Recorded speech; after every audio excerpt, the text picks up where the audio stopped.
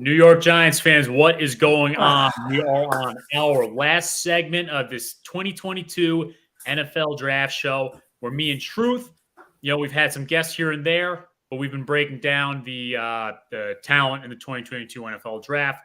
Giants have pick 5 and pick 7. Chances are they're going to get a diverse range of players, but there's a chance they might get 2 linemen. They might get a defensive back. We'll see what happens. There's an off chance they might go quarterback if they're crazy in love with a guy. I don't prefer that. Don't say that. Yeah, no, I don't. Believe me. Or they could trade back. And then, who knows what we get, a mid-round pick and then somebody else's 2023 pick. I wouldn't mind that either. But regardless, this is our last episode in segment fashion. We're going over the defensive backs tonight. There are some stellar defensive backs in the draft this year. I will say that, a shutdown corner is probably one of the most valuable positions a team could have. Let's face it, I'm not going to name his name. You all know who it is, but we got to talk about one guy who potentially could be drafted by the Giants early, who could be that guy. And then, of course, safeties. I don't think the positional value is there, but a great safety is super valuable to a team. Truth, what are your thoughts about defensive backs? Well, look, it's always good to have a good shutdown cornerback on your team.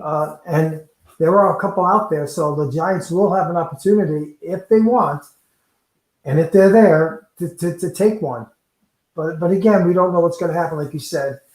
And again, there's depth in this class. We can probably get a good cornerback at round 2 as well, because people will drop out of that first round. We're projected to go round 1. Yep, no doubt. And, it's funny. We look back at the past of the New York Giants. I actually think that we've had some great defenses before, right? Obviously, we won our 4 Super Bowls. We are known better for our defenses. But I think our front 8 was more formidable in both Super Bowls than our defensive backs. I always felt like they were good enough to just get that job done and seal the deal. I don't think that they were necessarily elite. But do you think – let me ask you this, because Craig – thinks a little bit differently than I do. Do you think the game has changed a little bit? Do you think that defensive backs are more valuable now in today's NFL than they were in, let's say, the 1980s and also the late 2000s? Yeah, well, they're looked upon that way, to be more valuable and more relied upon. But I'm old school. I mean, I go back further than Craig goes, and I said in the show the other day when we had Zach on, I'd rather have a edge who can disrupt the quarterback more than a cornerback who can cover a wide receiver. For sure. And I'm completely with you, because getting the quarterback in this day and age is first and foremost, right? So, it's extremely important to have that shutdown edge first. But, this is a very pass-happy game nowadays, and being able to take down the star wide receivers is extremely necessary.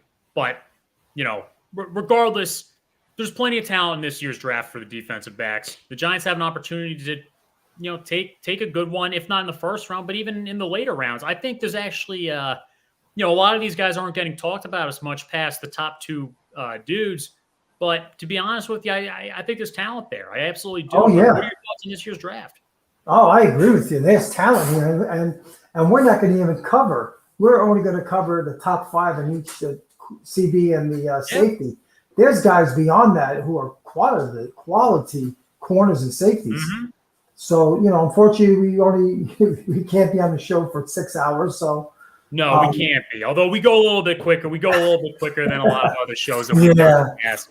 I see a name up here already, but we're going to wait on him, and he's certainly a good player. Yes, absolutely. FAKC, we are glad that you're in the chat right now. You brought a great player, and I personally really, really want to go over that guy. I do. We will get there. How about we start with cornerbacks. I think positional value-wise, cornerback is top 5 in football these days. Absolutely, yeah. Yeah, quarterback, edge, left tackle, and then cornerback. I'm not saying in that particular order. No, that's true. Positions. I actually don't include wide receiver with that group typically. I think teams tend to do better if they have 3 good receivers versus having like an elite receiver. But that's not the point of tonight's show. Let's start with the cream of the crop, Sauce Gardner, otherwise really known as Ahmad Gardner, out of Cincinnati. Truth, man, when I watch this guy play, the speed and the coverage is just absolutely phenomenal. Mm-hmm. His hand placement is incredible. And when I watch this guy in the open field, I got to correct myself on one component. If the running back doesn't have the motor just yet, like if they just caught the ball and he comes across, I mean, he is getting them in speeds I couldn't even imagine, right? And that's really, really hard to find. And he makes those tackles. The only con I have, and this could be a game-losing play, is he gets absolutely drilled by big bodies. I mean, if a tight end is coming across, get wrecked. And if Derrick Henry is running down his face and it's man-to-man, he is going to sleep. I can guarantee you that. Truth, what do you got on this guy? Well, look, he has a lean build. He's not a big, overly physical player. That's not how he plays. He goes with athletic ability. Oh, he goes with. Wait, hold on a minute. I got my dog barking over here. Hold on. Sure thing. Truth has a guest right now. We are talking about Ahmad Gardner. Ahmad Gardner is the cornerback of the University of Cincinnati. All right. Sorry about that. All right. No, like I said, he has a lean frame of a body. That's not what makes him tick. You know, he's just like fly paper. You know. Yeah. And he did get beat for one touchdown this year. And I think the longest yard against him, a reception, I think I saw it somewhere, was like 13 yards or something like that. Yeah. Which is insane. Yeah. But he's saying a lot. That is phenomenal coverage right there. Yeah, and he's not going to be, and he shouldn't be expected to stop open field head-on tackle with Derrick Henry. I mean, how many corners can? I mean, that guy's a beast. He's like 260, right? I think a couple of cornerbacks we're going to cover actually can, to be honest with you. I saw but yeah, in general, no. Richard Sherman in his prime could have. Darrelle Revis, not as effective. He could have. There are a few, but Sauce is going to be the first cornerback off the board, which wasn't the case a few months ago, but no, it is now. So he'll be the first CB off the board. But we don't know. Will it be in the top 4, or he'll be there for the Giants and one of those 2 picks? Yeah, and it's something to say because we got to talk about a situation in which Neal and Jaquan come off the board early. I still think they should probably go with a lineman at 7 at the minimum, but at 5, maybe you go with the best available of who didn't get selected. If both edges are gone and both linemen are gone that were worth the 5th pick, then they could trade back, but I really wouldn't mind if they went with Sauce. Right. I'll tell you what. About a month ago, I had that scenario. I had the 2 top edges and the 2 top tackles going in the top 4. But I put a lot of stock in Daniel Jeremiah and Charles Davis and their evaluation. They do their mock drafts, and they both have the edges dominating the top 4. There's going to be those 3 edges are going to go. Walker now is in that conversation. Top 3, him, Hutchinson, and now Tebow. That's what I'm hearing. Those 3 will go in the top 4. Look, as long as I don't see the Giants draft Karlaftis, I will be a very happy man. Oh no, he's going to drop. I think he's going to drop into the teens. Too slow. He's a great Big Ten defensive end. He's not going to make it in the NFL. You need some speed. But all right, yeah. So again, guys, we're talking about Sauce. Truth. I wasn't even aware of that. 13 yards was the biggest play he gave. I believe so. And anybody out there, they can correct me. That's fine. But I think I saw that on, on NFL Network. They talked about how great he is in the coverage. He can do man for man, and he can do zone. He can do anything. So sure, he's a talented player. He is. Yeah, that's. He's got a good attitude too. I got to look into that one because if we're talking 13 yards at the max, then now I'm not even saying as like a backup situation if both linemen are gone. You might want to snag this guy. But all right, so there it is, guys. Cream of the crop cornerback wise, we got Sauce. We covered him. Let me know your guys' thoughts on Sauce. Would you be happy if the Giants got him at 5 or 7? But all right, we can move on to the next cornerback right now. This is a dude that's fallen off in the last couple of years. And when I say a couple of years, I mean a couple of years because he had a great 2019 year when Yeah, he did. Title, but he's declined a little bit. I still have that. His tackling's good, his coverage is pretty good. He's a tough guy. He can make those plays against a big. He's more physical. Yeah, he's a more physical cornerback. Yes, but productivity decline and injuries. He's only played 10 games in the last 2 years. I don't even know where you draft a guy like that. He's going to be a first-round pick. Yeah. I really believe it. He had a good pro day, and he ran a 4.37 in his pro day, which is pretty good for a guy who had a foot injury. No, absolutely. But you're right. Those injuries and the lack of playing time over the last few years is going to sway some teams away from him. And listen, if he drops, he could drop between 10 to 15 range. That's what I think. Yeah. A team's going to pick him up and they're going to be happy with him. Hopefully he stays healthy. Yeah, again, look, it'll benefit him if he goes to a team that's pretty well established, right? I mean, if he goes to a team that's picking in 20s, you're right. He's probably going to go in the teens. But if he goes in the 20s. Wow, that's a big drop. Yeah, if he goes, that'd be great. Well, let's say he goes to a team like Baltimore. He's going to get all the development in the world that he needs. And Baltimore's what, 14? Are they 14, Baltimore? They're picking that high? Yeah, they didn't have a great year. Yeah, I could see him going there. I could definitely see him. Yeah, I can see that. Yeah. And really, guys, just remember, whoever Baltimore takes will be an all-pro because they haven't missed on a football player in the draft in 25 freaking years, whereas the Giants haven't had a good draft pick. Aside from Odell in the last 10 years, but if we're talking about how it worked out for the Giants, we haven't picked one in 10 years. So, but yeah, again, with Stingley, good player. I don't see the Giants getting him early. And I actually, to be honest with you, I don't really want them getting him, even if they trade it back. I just feel like there's other players that would be there that I'd want. Yeah, I agree. It would have to be a pretty serious drop. Yeah, absolutely. Absolutely would have. Yeah. What's this? Wes Locke, he is in. What's going on? He may end up on the Eagles. Yeah, could be. At 15? Yep. I can absolutely see it. The next guy we got to talk about now is my man out of Washington. His name is Trent McDuffie. FAKC already said it earlier. He thinks he's the second best cornerback in the draft. I agree with this. He has only allowed 16 catches in all of 2021. He's got great run tackling. He recovers very quick missteps, although we got to touch base on that. And he's got great tackling. Yeah, a little more compact body, too. Yeah, more compact. But the con is, he recovers from missteps, but he does bite sometimes. That does affect him.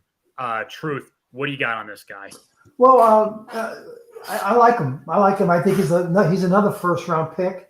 Probably go somewhere in the teens. Yeah. And I can see this kid, playing immediately. Like you said, he's a good cover guy. A little more physical. I watched a couple of games of his, and he moved around. I saw him outside. I saw him playing in a slot, like a slot corner. So I don't know what his role is going to be in the NFL. Will he be a slot guy or be a nickel guy? I don't know. That's not my decision to make. It'll be the coaches who draft him, the team that drafts him. But he's a quality player, very good player. Yeah, I just saw that stat that Tudo's in the house, by the way. Tudo, what's going on? Tudo! Always a pleasure. He's always catching us. It's always crack of dawn over there in Italy, and he's always hopping in and watching our podcast. Love you, Tudo. Always love you, man. Yeah, I'll be honest with you. I think he's better than, and you can debate me. I think he's better than Derek Stingley.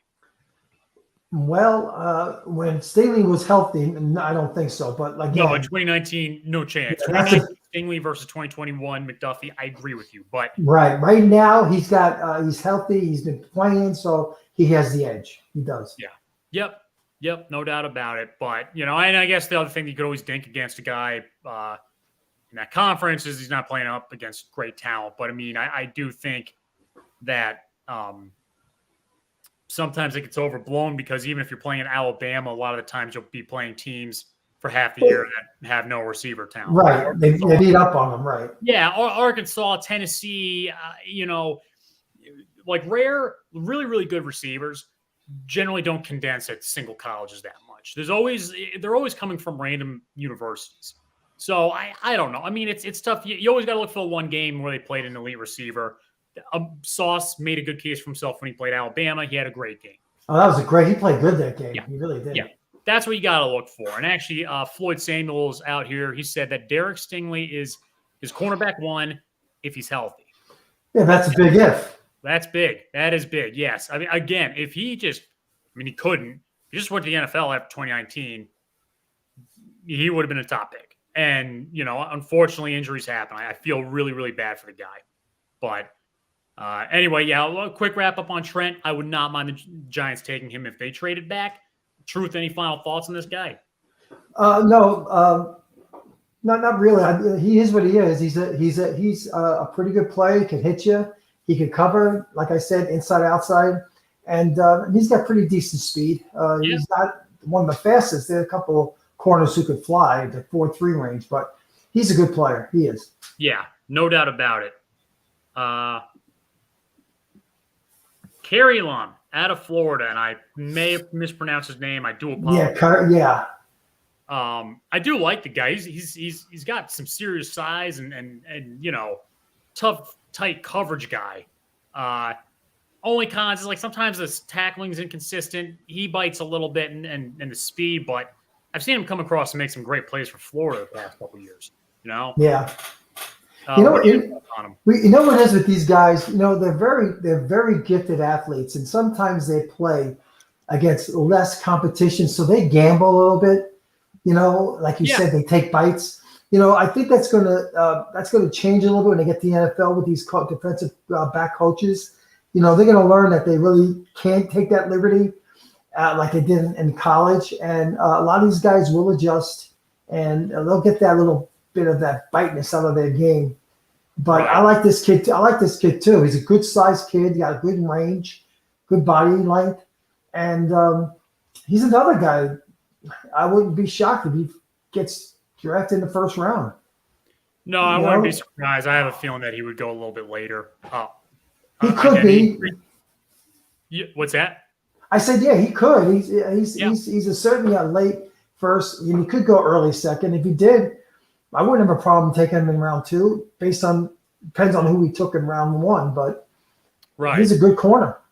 If we already got Sauce and Kyle Hamilton early on, and then they get carried, and maybe you say to yourself, well, we don't have to worry about our secondary for a very long time. That's a Jerry Reese draft right there, taking corners and safeties. No, he was always big on those safeties. But it's funny, the Giants in the 90s, everybody, they actually used to have a draft strategy where if there was a need, and you can never go, you can't do this, but if there was a need in the 90s, they would just draft 7 of those guys, and they used to have 12 picks back then. But if they had a lineman issue, they would just get a cluster of linemen that year in the draft. Of course, they always seem to get a running back at 1. What was with that, Truth? You were alive to see it all. Why did the Giants always go running back in the 90s, man? It was like they were so addicted to it. Well, it was such a different philosophy, the draft philosophy. I remember there was one year they drafted 2 running backs back-to-back years, right? And they got Butch Wolfolk, and then they got Joe Morris. Back-to-back picks, in the first, second rounds. Yeah, you're not going to see that anymore. No. I mean, it's bad. I mean, fans will complain if you pick a running back at 3 now. I know Craig's gonna jump off a bridge if the Giants pick a guy in the third round. Well, I was disappointed by that. His daughter's going to Michigan State. He should, he should be a little thrilled if we get Kenny Walker. 2-19 over here, and the rugby team's watching your live show. These guys are great guys.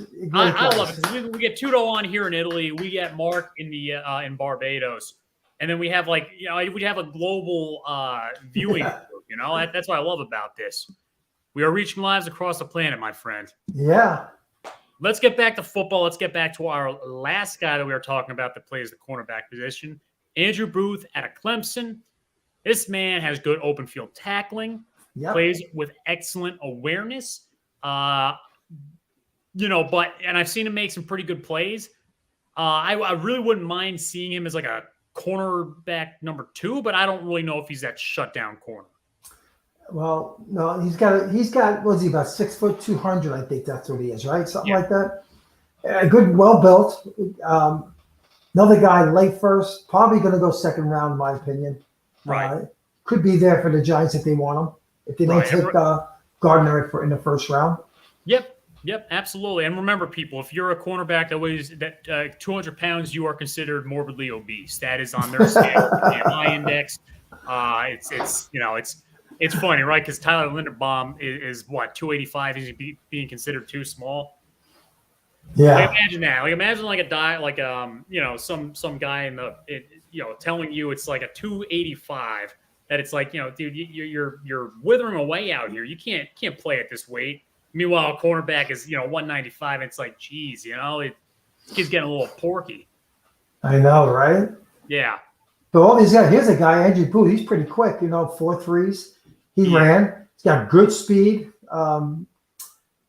Good anticipation instinct. So let's get lucky. It comes from a good football program in Clemson. No doubt. Great athletes. You're not going to go to Clemson if you're not a great athlete, first of all. Right. And you know what? It's funny because Clemson does have a few guys that roll through, and they're a little removed from their championship wins. But player-wise, it's interesting. They had so many elite players that rolled through that were there for like a couple years, but they also had these players that were there for multiple years. They had talent-rich teams, and even though they weren't that good this past year, they still have that talent. They did a great job of recruiting in the late 2010s there, and this is the result of it. Andrew Booth is a very good player. Again, where'd you see him going at? I think he's going to fall to second round. I know some people have him going first round. That's my thought. First, right? Yeah. There's things I like about this guy, but I'm not thinking first round because I'm just not seeing that elite shutdown corner, and that's what I would want. There's positional value in corner, absolutely. But again, you still want to cream the crop when you're drafting that high. Yeah, absolutely. All right, we are on now. You hide this. Kyle Hamilton. Oh, the cream of the crop. I mean, look, here is. Let me just go over the pros and cons real quick that I have because we have to, right? It's part of my contract. Unbelievable size. He can shut down the best tight ends in the game, which is very, very tough for an athletic type safety. He is a freak athlete. He is a great open field coverage guy, and he's an excellent tackler. I don't think I have ever seen a defensive back in college that has had the all-around capabilities that Kyle Hamilton has. His cons aren't that big of a deal. 2021 injury, it was a jaw injury. I think he can recover at the safety position from that. It just limited the games for the rest of the season. And then, quickness here and there, not the best in the game, but bottom line, this guy is unbelievable. But my problem is truth. Safety, I just don't think the value of a safety is there as much as it is in cornerback. Now, don't get me wrong. An elite safety is very helpful for a team. Much more so than having like the best guard in the house, right? But I want to hear your thoughts on the guy first, and then let's get into that whole value of the safety position. Okay, look. A lot of negative on him was that 4.7 time that he had, and I'll tell you what, he plays faster than that. I watched a few games of him, and what makes him look faster on film is that he got great instinct.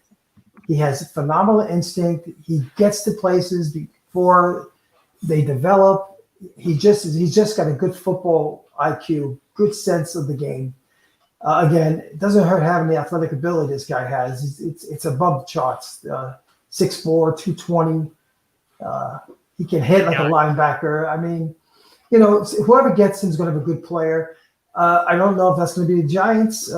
If it's me drafting the way I am, I wouldn't draft him. But he's still a quality football player. I agree with you. I agree. I feel like if we had a lot of our elite positions sealed, then it would be worth getting him because that would be such an ancillary piece. There's no doubt about it. But I'm with you. Unfortunately, we kind of saw with Peppers, like having a good safety, and he's better than Peppers. I think he's better than Peppers. He's what we kind of wanted Peppers to be, more all around.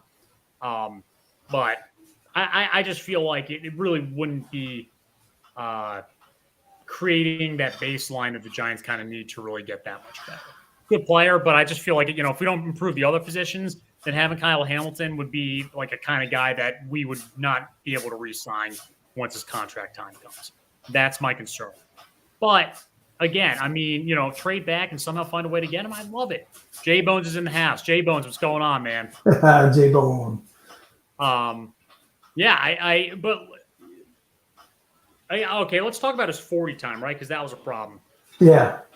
What's the difference between a football speed and a 40 speed? Because I just feel like I hear sometimes that guys ran this speed, guys ran.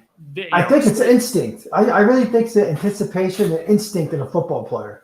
Especially like when you watch, I'm going to change a player here. When you watch Blake Martinez, when he plays, he's not a very fast linebacker, but he has such great instinct and anticipation that he actually can read some plays before they develop, and he gets to the spot where he's got to go, doesn't wait for the play to come to him. And that's what Kyle Hamilton does. He has great instinct and anticipation. And that's what makes guys who are average in their speed, when they do a 40 run time, look faster on the game film because they anticipate well. Right. I'm with you. I think there's a difference, especially for cornerback, or for defensive backs. Safeties can be a little bit slower than a cornerback, I think. Yeah. He is 220, and he's a big boy. He's not a little boy. Guy. Yeah.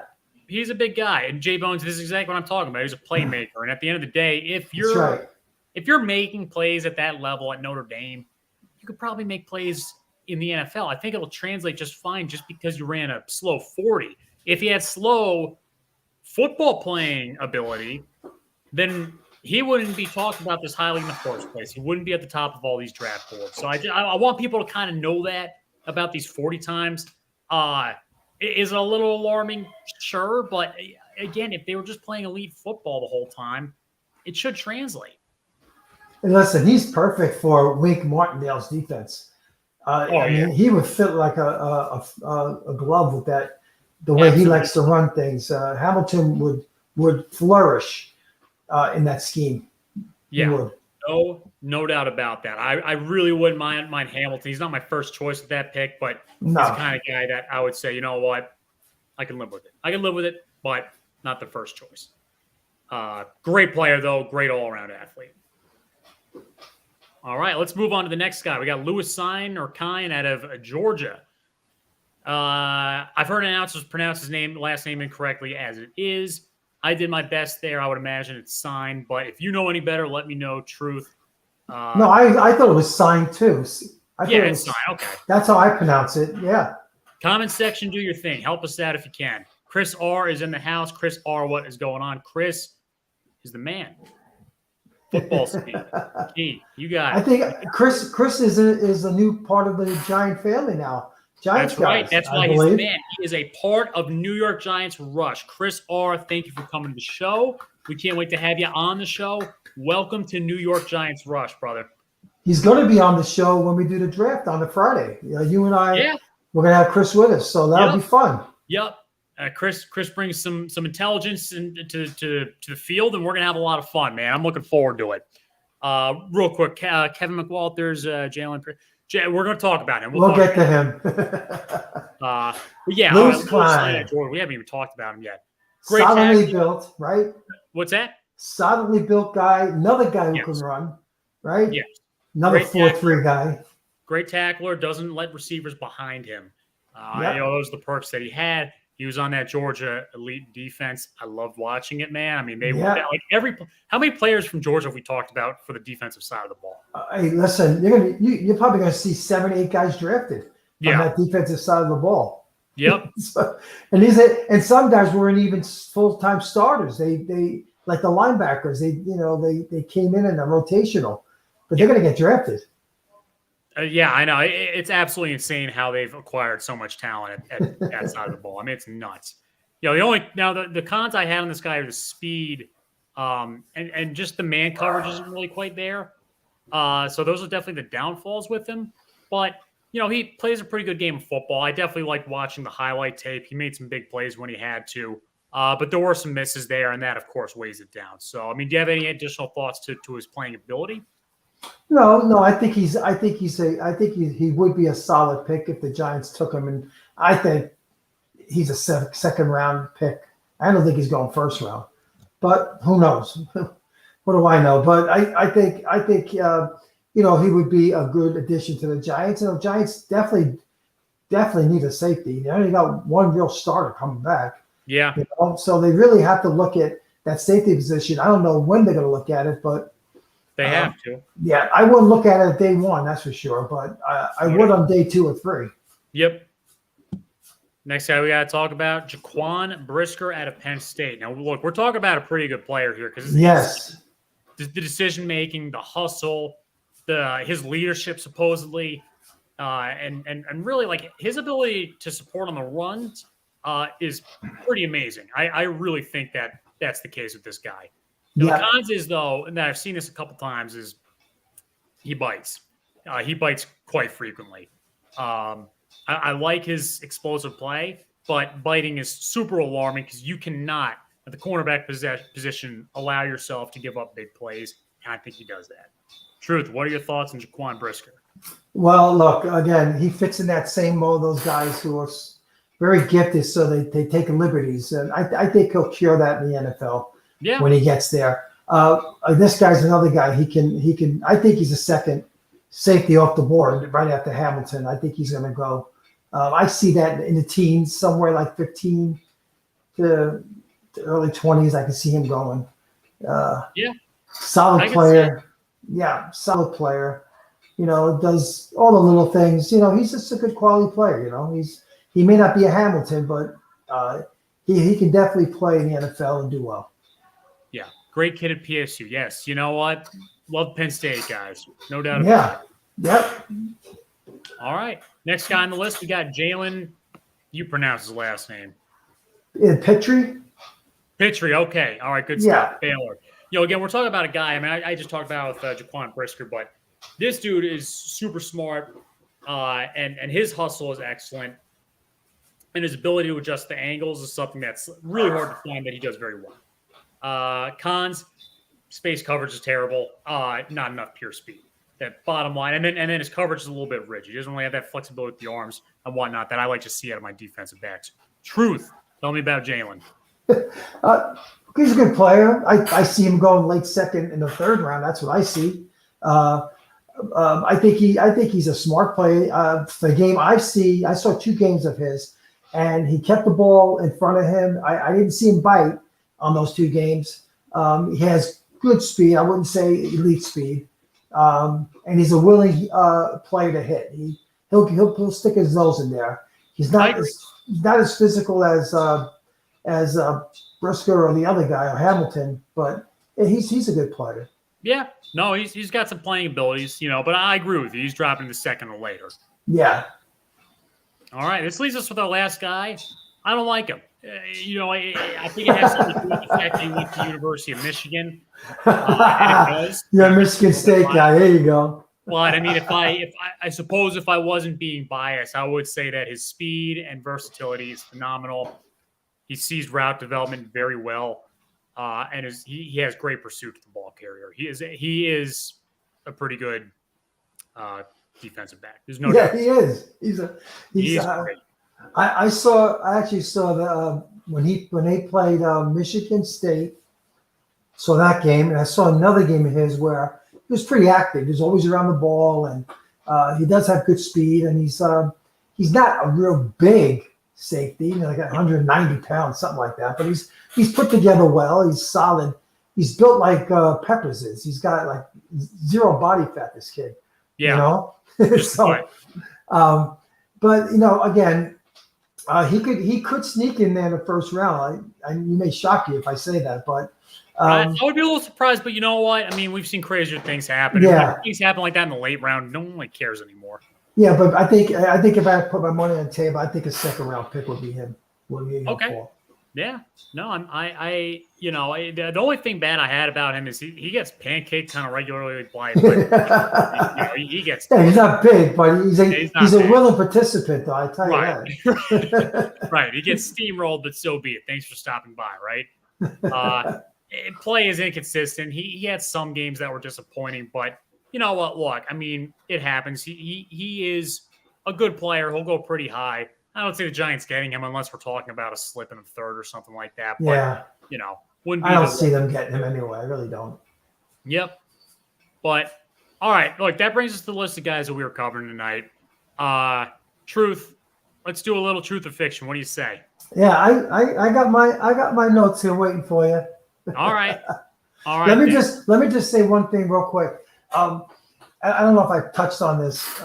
You and I, we just covered 10 cornerbacks and safeties. There's a slew of corners and safeties in this draft that when we didn't talk about, and there's some. I try my best to cover every guy that's coming out, but I don't catch everyone. And there's going to be some guys in this draft in the day 3 that are going to surprise people. Yeah. These corners. You got and the safeties. Go ahead. It's funny. You see some. You never see edges fall out of the first that become just unstoppable. Shut down edges. You just don't see it that often. You do have cornerbacks and safeties that come out of the 3rd through 5th and stun us. Yeah. Richard Sherman was a 5th round pick. Sheesh. What value that was, huh? What's that? What value that was? 5th round pick. Absolutely value for a long time too. And then let's talk about who's the guy that played for the Panthers. I'm drawing a huge blank on his name, but I remember him and Odell going at it. Oh, Norman. Yeah, Norman. Now he had one of the best cornerback seasons of ever in 2015. Kind of Regis. Wonder in those terms, but unbelievable. Yeah, and he came out of the 5th too. I don't remember when Darrelle Revis was drafted. If anybody in the comments can bring it up, I would love to know when he was picked. Yeah, I don't think it was a 1st round. I thought it was a 2nd round, but I could be wrong, and somebody might just come in and be like, he had a phenomenal season that one season or 2 seasons with the Jets. He really was a shutdown cornerback. Oh, he was a great cornerback. Unfortunately, it looks like the lifespan of some of these corners is short. It's a tough position, and again, I mean, when you are moving sideways constantly, very fast speeds, very dangerous tackles, it's tough position to play. It is. I mean, I listen. If the Giants don't draft a cornerback, in my mock drafts, I had my mock, and I had who I thought Joe Shane was going to pick, and I used, and this is on the assumption that Bradbury does get traded. I did have, if he's there, I had Gardner going to the Giants. Now he may not be there, so it all depends with the Jets. I think the Jets are the biggest wild card. I know Houston could probably take him too, but I think the Jets are really one of those teams that can use a good corner after all these wide receivers now in the AFC East. Hill now is there, and they got the kid out of Buffalo, and there's talent there. Someone's got to cover them, so why not? If the Jets took Gardner, why not? I'm with you. All right. After actually, you know what? I'm going to ask a question here at the end. My 3rd question is not going to be truth or fiction. I just want your opinion. But let's start off with what you got, all right? Go with your first question for me. All right. Here's my question. One of these players will win either the NFC or AFC Best Defensive Player Award. I think Hamilton has the best shot. But the problem is, do you mean will win or will win like the Rookie of the Year? Not rookie. They'll be the best AFC or NFC defensive player. It's a big one. In their career? No, just for next season, just 1 year. Will they be the best defensive player? Be voted best defensive player? No, I don't think so. Okay, so fiction. Fiction. That's fiction right there. Here's my truth or fiction. The Giants will pick either Gardner or Hamilton at 5 or 7. And if the answer, I mean, what I actually want, you give me the truth or fiction, but give me a % chance. Well, in my mock, I'm going to say truth because I really believe if he's there, it's going to be Gardner. And if I go percentages, it's going to be much higher than will be Hamilton. I would say if Gardner's there, it will be like a 40 to 50% chance the Giants will take him at either 5 or 7. Hamilton, I think it's way low. I think it's in the low teens, like 10 to 12%. I just don't see it. Okay. What's your next question for me, True? Okay. One of these rookies will end up top 5 in interceptions.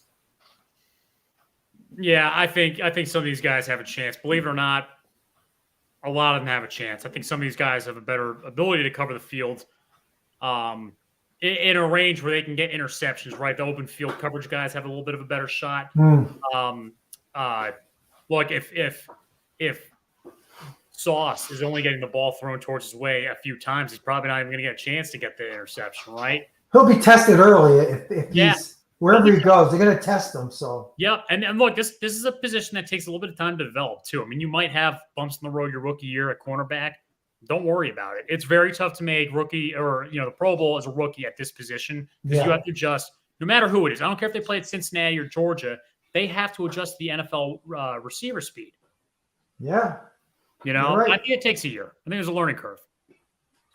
So I'm going to say truth. Actually, you know what? I think there's some good defensive backs in this. I could definitely see that happen. Top 5, yes. Okay. My next question for you: all truth or fiction for you? Although Sauce brings more value because he's a cornerback, right? I believe that Kyle Hamilton is better for his position than Sauce is at his position. What do you think? Oh, wow. Right. So if Hamilton's 9.5 out of 10 at his position, I think Sauce is 9 out of 10. That's where I'm getting at here. Wow. Oh God. And that's a toughie, man. I'm only going to say this to make a debate out of it. I'm going to say fiction. Wow. Okay. All right. Sauce, I mean, what hasn't he done? What hasn't he done? Yeah, no, I mean, you're right. I mean, he is He gave him no touchdowns last year. I don't know what his career is for giving up touchdowns. And again, we need to find out for sure. But what I think I read was 13 yards was the most he gave up on a single pass play. Hamilton, too, is an incredible player, too. He is. Can I say this, though? I will say this. Let's say he came out last year and the Giants drafted him. He would have tanked. I think it would have been terrible in who was the defensive coordinator last year? Patrick, I'm drawing a blank right now. Patrick Graham? Yeah, I actually think it would have done poorly in the system because they didn't rely on the man coverage as much. Right, that's true. I actually think that would have been a nightmare, right? Yeah. But he has to play man coverage. That is his wheelhouse, which is good. You need and they both fit. And they both fit Martindale's system. They would. Both of them would fit. Right. They both would. So I'm with you there. You're right. I mean, when we're talking about a guy that's only giving up 13 yards on a play, it's really tough to argue. It really is. So, yeah. All right. Go ahead. What's your last question for me, Truth? Okay. And I think we kind of touched on it, but one of these players, the 10 that we talked about, at least one of them will be drafted by the New York Giants. Yeah, truth. There's I definitely sense in the top three rounds, the Giants will pick a corner or a defensive back. I have no questions about it. Yeah. I agree. If it's not 5 or 7, they're going to get one later on. Yep. They need it. And there's value there, no doubt. So here's my last question for you, Truth. Oh, boy. It does not have to do with corners. This does not have to do with defensive backs. Ladies and gentlemen, let me just remind you all, Truth is the expert when it comes to the draft stuff, all right? He knows better than anybody else. All right. Now you put me on the spot. You're the GM. Let me give you 2 scenarios. First one, if all the players were available, who are the 2 best players in this draft? Who would you take? If I could just pick without waiting for anybody to get picked? Yeah, 2 guys. Let's just say the Giants have 1 and 2. I would take Hutchinson, which breaks my heart because I love another edge. And I would take, just because of his versatility, Icky over Evans. Oh, wow. Okay. All right. No, hey, a lot of people have been saying that. The pass coverage is there. There's no doubt. I can't take Tebow because him and Hutch played really the same position. I got to get a tackle in there. I can't wait till round 2, 3 to get a tackle. I get that. I get that. Look, I mean, you get one serious shutdown edge. Let's just remember something. If we had 2 elite edges, there's no way they're signing both of them to a second contract. We couldn't possibly afford it. Yeah, it's true. It's true. Right? Yeah, and then we'll probably have a hole somewhere else on the team. So, yeah. How about you? Who would you take if that scenario was the same? What would you do? I would take Hutchinson, but I don't know. I still feel like I know I gave into Quanu a little bit. I just feel like Neal's just a perfectly built tackle. It's tough. I just want versatility. It's very tough. But just all around, just an elite player. I think we'd have Pro Bowls for years to come. But then here's my part 2 of this question. Let's say Neal, Aquanu, Fibbs, and Hutchinson are off the board. Nightmare scenario. What do we do? I think that might be one where he may trade back. I think that's a trade back. I'm reading, I don't know how true, that Shane wants to trade back at 5. And if that scenario's there, he may trade back at 5. Yeah. He might trade back. I don't know how far back he go. We got to go no trade, though, in this scenario. I'm with you in that scenario. Okay, no trade. Players for this sake, right? Oh, my God. I would have to. Listen, we're gonna have a live draft show, everybody. There's gonna. We got to watch our language if that happens. What I said? Did I say something wrong? No. Oh. I'm saying if we were on the live show. Oh yeah. We. I would have to draft. I have to draft Cross. Cross has to be there, and one of my picks. He has to be there. You do one need, and then you do one best available guy. I think you can do it. I would take Johnson over Gardner. I know people are going to yell at me, but I'm a trenches guy. Okay. Like I said early in the show, I'd rather get an edge who can disrupt the quarterback more than get a cornerback who's going to cover a wide receiver for an extra second or 2. Fair enough. I think in that situation I would go Gardner at 5. And then, honestly, I think Cross would be there at 7 anyway. I would just go in that order. Hopefully, Carolina don't take him. Yeah, I'm not completely sold on Johnson. He's a great player, but I don't know. I just don't think he's shutting it down the way that I would want an edge to. I get a great, and he could be better than I expect him to be. But we didn't even mention Walker. Neither of us took Walker in that scenario. You realize that? I don't want to go too deep into it. I'm not huge on Walker. You're not on the bandwagon with him? No, not necessarily. J-Bones, yes, you're right. Pass rush. Chris, 2 smiley faces. I don't know what you're smiling for, but we always appreciate some happy. My picks. You like my picks. You like your picks. That's what it is. Yeah. But look, truth. The draft season's come to an end, man. It's over. We had a great show here. We're gonna look for ways to improve it next year. This is our first run. We appreciate the guys that tuned in every single week. Tudo tuning in at the crack of dawn in Italy. Yeah. I know it's not like we're bringing players on the show. So the guys that tune in for this entirety, thank you.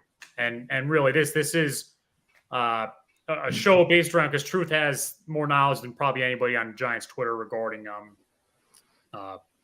draft prospects. And we wanted to bring that value to you because Truth, you do this a lot in your spare time, if I'm not mistaken, right? I do it all year. All year I research just so I enjoy it. I really enjoy learning about all these players coming out. So yeah. Can I tell you something that's funny? You had a very good point. We talked about it. It's like you can't watch the highlight tapes. You have to watch full game. And you're right for every position. But I'll be real with you. It's really boring to watch a full game of a cornerback, man. There's nothing going on half the time. For Sauce, I'm just sitting there watching the ball go the other way, and they circle him out on the screen, but he's just kind of shuffling with one of the guys, Yeah, well, I go on. When I go on YouTube and stuff, I find games and I'll move it around and I'll isolate on the certain play I want to watch. That's the key. You want to see how they stay on their blocks. If they're linemen. Yeah. You want to see if they're a defensive guy, if they give up on the play too soon. Those little things I look at because, having a motor is big when it comes to going from the college ranks to the NFL. Yeah. That's what makes Hutchinson so unique. That guy has a motor that's really second to none. He really does, that guy. Yeah, and he's a force to be reckoned with when he's pushing these guys. But yeah. So I'm listening. we're gonna have a great show when we have draft night. Yes. Mike and I are going to be there on Friday. You got the Friday slot, yeah. Right. We'll do the main coverage on Friday. We will chime in on the Thursday one to see how it goes. And I know there's going to be a lot of anticipation on that day one draft, boy. I'll tell you, it's going to be pins and needles. Yep. Giant No doubt fans. about it. No doubt about it. Ladies and gentlemen, go Giants. Thank you for tuning in. Have a great night. Take care, boys and ladies.